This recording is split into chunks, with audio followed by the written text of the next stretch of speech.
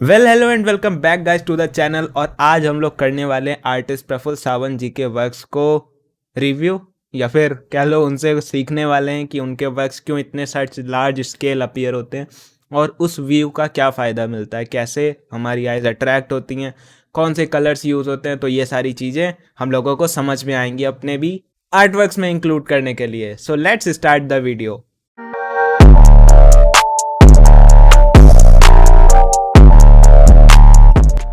Start करते हैं इस वर्क से। और क्या ग्रैंड अपील आ रही है कि मतलब हम लोग कितने ऊंचे आसमान में हैं और क्या हम लोगों को सिटी का नज़ारा मिल रहा है ऊपर से।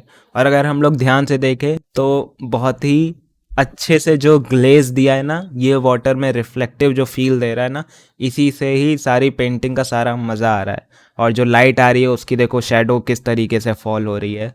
और यहाँ पे कुछ एक्सेंट्स देखने को मिल रहे हैं हम लोगों को सैचुरेटेड कलर के, जैसे ये ब्लू हो गया, ऑरेंज हो गया, ये ब्लू हो गया। और यहाँ पे हम लोगों को वार्म एंड कूल का कंट्रास्ट देखने को मिल रहा है। और जो हम लोगों का सेंटर है उससे थोड़ा सा राइट में, यानी कि 1/3 रूल को लिया गया है यहाँ पे कंपोजिशन में। और वो कुछ इस तरीके से डिवाइड होके हमारे सब्जेक्ट को फोकल पॉइंट दे रहा है, ठीक है यहाँ पे। तो it is a well balanced and composed scene, जहाँ पे हम लोगों को वेट ऑन वेट में जो हम लोग ग्लेज करते हैं या जो फ्लैट वॉश करते हैं उसमें वेरिएशन लाके कैसे हम लोग एक टॉप व्यू को या बर्ड आई व्यू को कह सकते हैं बनाते हैं, है ना। शेप्स को देखो कितने सिंपली बनाया है यहाँ पे।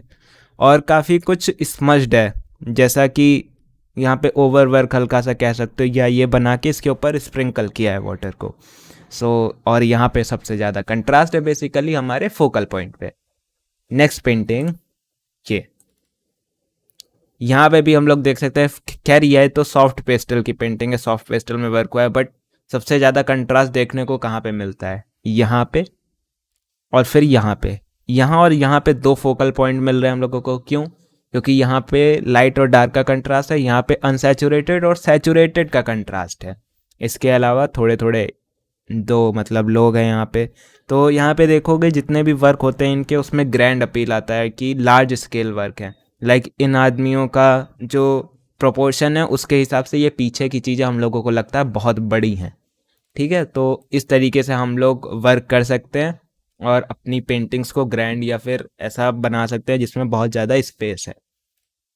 फिर आती है ये वाली पेंटिंग। अब इसमें देखो यार क्या है कि हम लोगों का जो कंट्रास्ट है वो यहाँ पे आ रहा है, और यही हमारा फोकल पॉइंट है जहाँ पे हमारे दो लोग खड़े हैं और जहाँ पे हमारा ये घर है जो कि वाटर के बीच में है, या ये मंदिर है।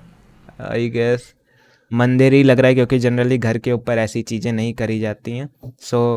यहाँ पे देखो फोकल पॉइंट हमारा आ गया। बाकी सब कितना मेस्ड है या फिर कह लो ब्लर्ड है, डिटेल्स में ज़्यादा काम नहीं हुआ है, ताकि जो हम लोगों का फोकल पॉइंट है वही फोकल पॉइंट रहे।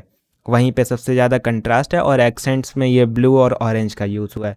और ये वाला ब्लू इनके ज़्यादातर वर्क्स में देखोगे एक्सेंट की तरह यूज़ होता है, जो कि पेंटिंग को एक रिचनेस देता है एट द एंड। ऐसा नहीं रह जाता कि पूरी पेंटिंग एकदम डल हुई जा रही है, तो हल्की सी वाइब्रेंसी भी प्रोवाइड करता है। अब ये वर्क देखो कितना अपीलिंग लग रहा है, ऐसा लग रहा है कितना बड़ा सिटी स्केप है, कितनी ऊंचे से बनाई गई है पिक। और जब हम लोग इन सब चीज़ों को ऐसा फील्ड एनवायरनमेंट में लगाते हैं ना, तो हम लोगों को ये सेंस ऑफ स्पेस देता है कि यहाँ पे हम लोग जा सकते हैं, कुछ कर सकते हैं। देखने को अगर चाहो तो पीछे देखो कितना वॉश दिया गया है, ठीक है। पीछे एज यूजुअल सारे ग्लेज्ड वॉशेज हैं। उसके ऊपर क्या काम किया गया, उसके ऊपर हम लोगों की सेकेंड लेयर में ये सारा काम हुआ है, ठीक है। और ये एक सिंगल शेप है ध्यान दोगे तो, जिसमें हम लोग वैल्यू डिफाइन की गई हैं, थोड़ा थोड़ा कहीं कहीं हाईलाइट्स छोड़ी गई हैं। और फिर थर्ड लेयर में ये वाला टावर, ठीक है। तो ये जितना भी हमारा पॉजिटिव स्पेस है उसको बैलेंस करने के लिए ये एम्प्टी नेगेटिव स्पेस है। इसमें अगर हम लोग कलर्स की बात करें तो ध्यान से देखो तो फोकल पॉइंट ये है, ठीक है। और यहाँ से ये चीज़ यहाँ आ रही है। तो अगर हम लोग लीडिंग लाइन की बात करें ना इसमें, तो यहाँ से लीडिंग लाइन जाती है ऐसे और इस तरीके से पूरी पेंटिंग को कवर करती है।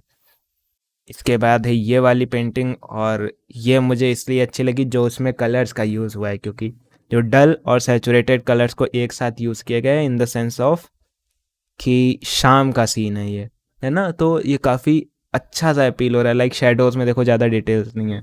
और इसमें भी ऐसा ही काम हुआ है कि ये सारा जब हम लोगों ने वॉश लगाया ना इसके ऊपर वाटर को स्प्रिंकल किया गया है, तो उससे ये वाले टेक्सचर आए हैं। तो इस तरीके से टेक्सचर्स को इंट्रोड्यूस करके हम लोग अपनी पेंटिंग को इंटरेस्टिंग बना सकते हैं। और ये वाला ब्लू इस वाले सॉर्ट ऑफ ग्रीन ना, सॉर्ट ऑफ ग्रीन ब्राउन इस टाइप के कलर पे अपील कर रहा है कि शाम का सीन है, शेडोज में ये कलर जा रहा है, हल्का सा वार्म है और इसको कंट्रास्ट दे रहा है। अब इस पेंटिंग में हम लोग देखते हैं हमारे पास दो बड़े बड़े शेप हैं। सबसे पहला ये और दूसरा ये, जो कि नेगेटिव स्पेस है, ताकि हमारी पॉजिटिव स्पेस जहाँ पे हमने वर्क किया ना उसको बैलेंस कर सकें।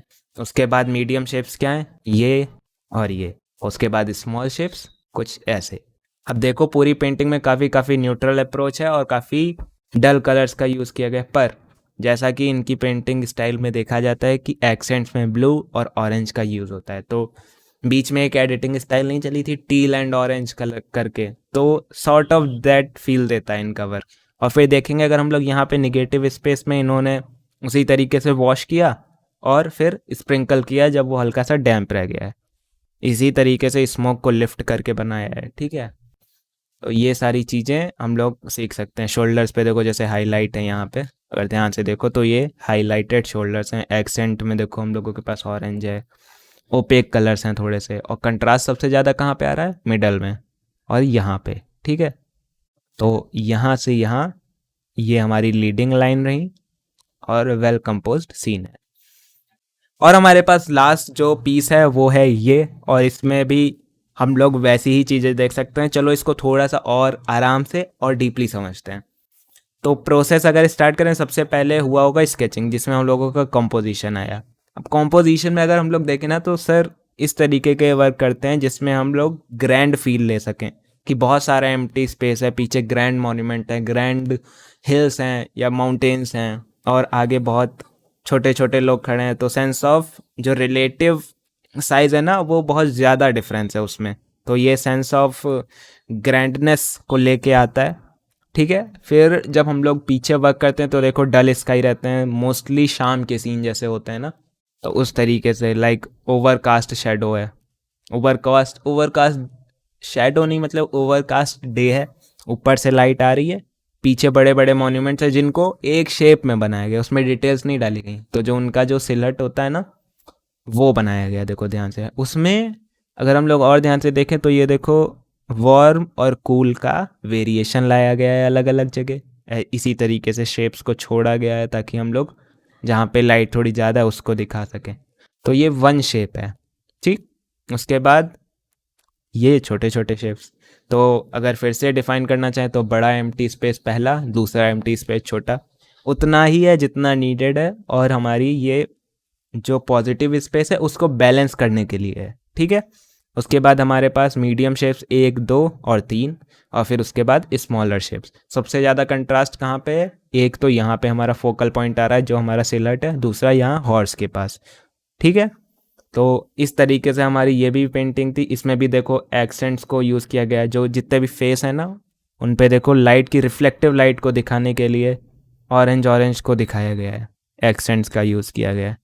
घोड़े में भी देखो तो वार्म और यहाँ पे हल्का सा कूल जहाँ पे शेडो है, इस तरीके से कलर्स का यूज़ किया गया है। आई होप आप लोगों को बहुत मज़ा आया होगा और आज के वीडियो से कुछ सीखने को मिला होगा। तो आज के वीडियो में इतना ही। See you in the next video, तब तक के लिए कीप लर्निंग। Bye bye.